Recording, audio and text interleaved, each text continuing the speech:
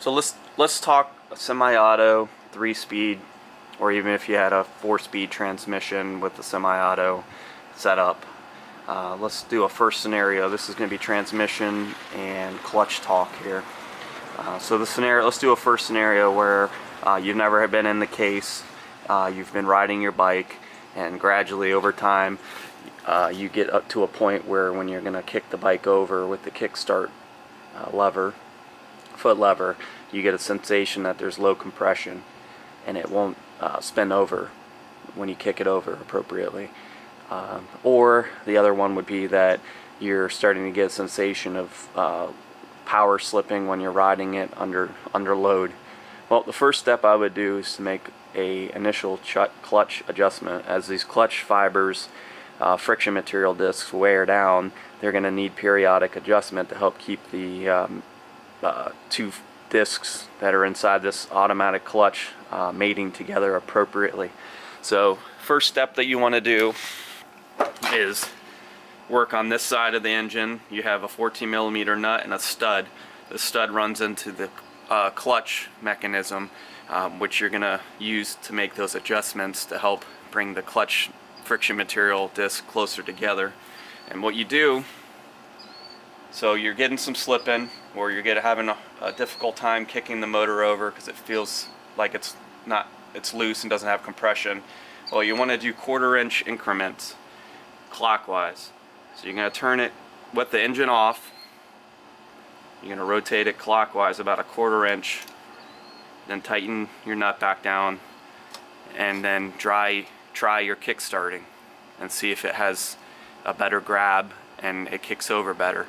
If you don't get any sensation improvement, loosen your nut again, turn it a 1/4 inch, and just keep doing that until you max it out.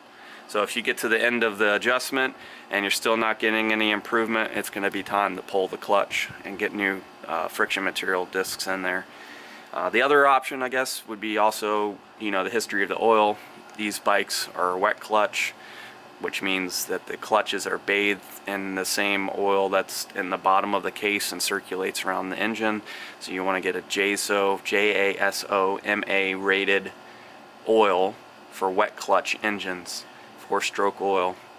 You don't want to put automotive oil. It's got friction modifiers in it, so that's going to end up possibly, if it has the wrong oil in it, can cause slipping of the clutch. So those are the two scenarios on the initial investigation of what's going on with the motor. Could be oil, maybe change the oil, put the proper JASOMA wet clutch approved oil in there, or we're going to make some clutch adjustments on the right side cover. Okay, so that's the first step. So let's say alright, so it all works great, but what if it doesn't help? Well, then we're going to dig further. Alright, so we got the cover off, and this is going to be your centrifugal clutch. So this is where your friction material is housed.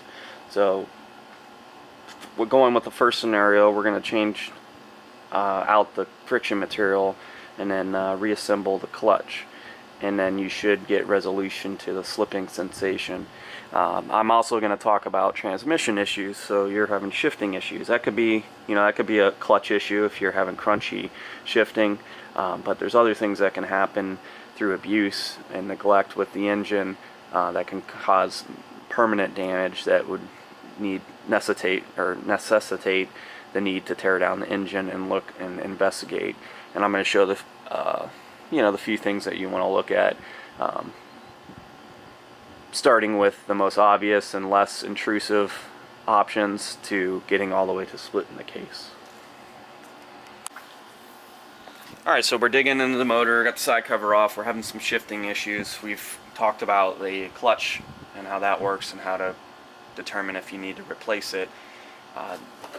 One thing to take note of when you pull the cover too is, did you damage this plate with the bearings on it?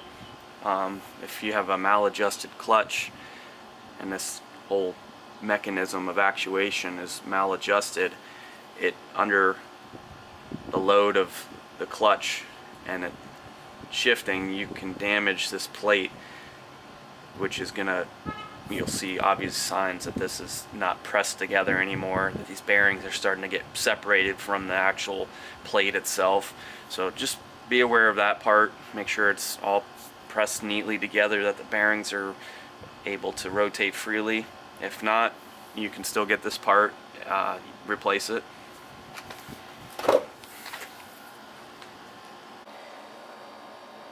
Alright, so we got past the clutch friction material scenario.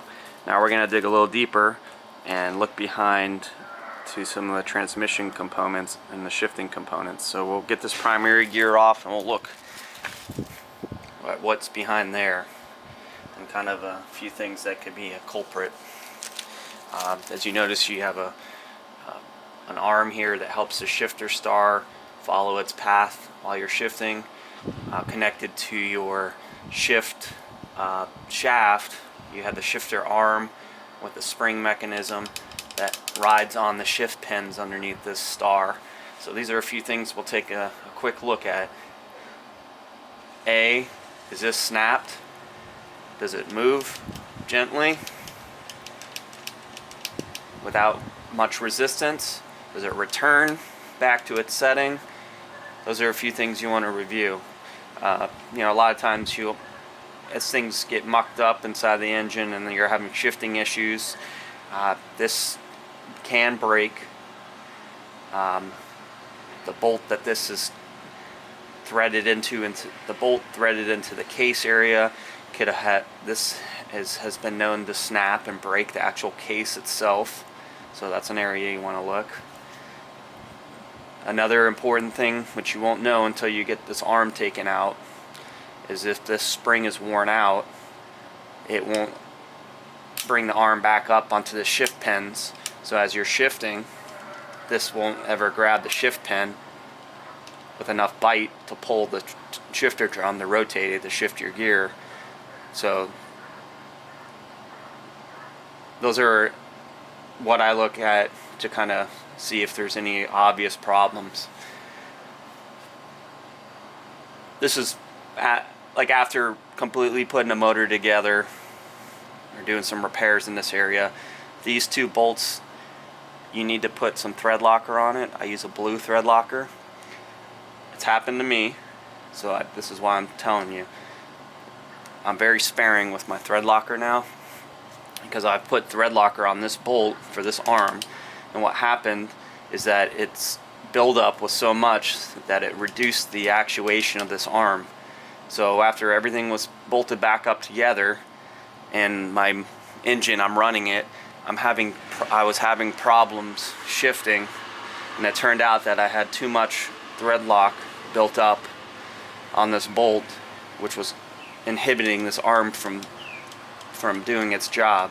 So I had to clean it off and put a little bit on there, and it fixed the problem. But I've had that happen to me. So just a little tip: when you're putting thread locker, be pretty sparing on it. Don't put too much, or you might run into a problem once everything's put back together that you're not shifting right, and it might boggle your mind. But that happened to me before. Alright, so we've looked at all these parts here. Everything looks good, let's say. Well, the next step is we're going to have to dig a little further, because if this is all looking good and everything's working just fine, we're going to have to get into the transmission part with the shift forks. Again, just to recap, make sure that this boss is not cracked, or this part of the case isn't cracked. Also, this spring, make sure that that's not worn out, that you can still get that part. So make sure that spring is good, and if not, replace it. I don't know if you can see that, but that's the spring.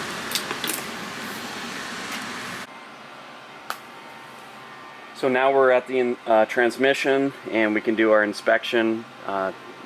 Since we investigated more on the clutch side of the center case, now we've dug further into the transmission area, and we're gonna want to look at all the teeth, dog gears, make sure nothing's broken. So this can be removed out of here.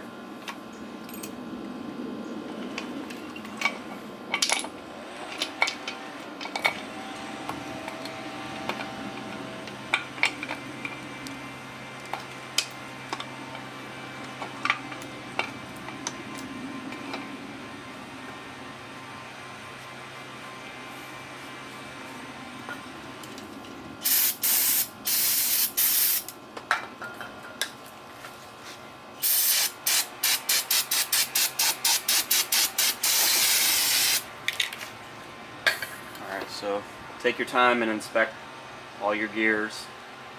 Make sure you have no teeth missing.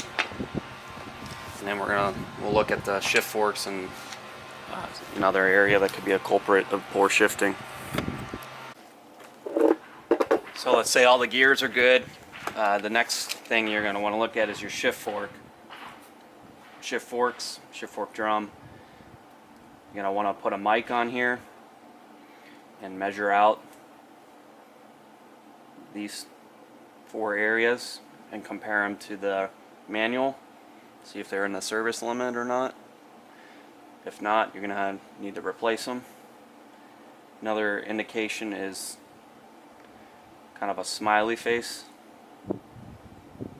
This area right here on the shift fork is wearing down, so there's some misalignment. So that's a good indication that there's some wear going on in the transmission area. These round areas on the shift fork with these pens on it, or clips, those are shift fork pens. Those wear out. That's definitely something you want to pull out and look at and replace if worn.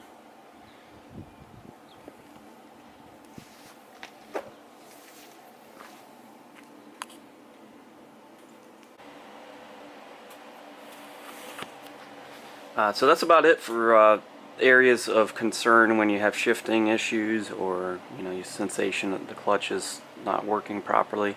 Those are kind of the areas that I look for when I'm going through a bike. You kind of methodically need to go through it, and as you investigate, dig deeper. But those are pretty much all the key elements that you need to know when trying to figure out what's going on internally with poor shifting on your CT70 or Z50 or Honda horizontal engines. Thanks for watching.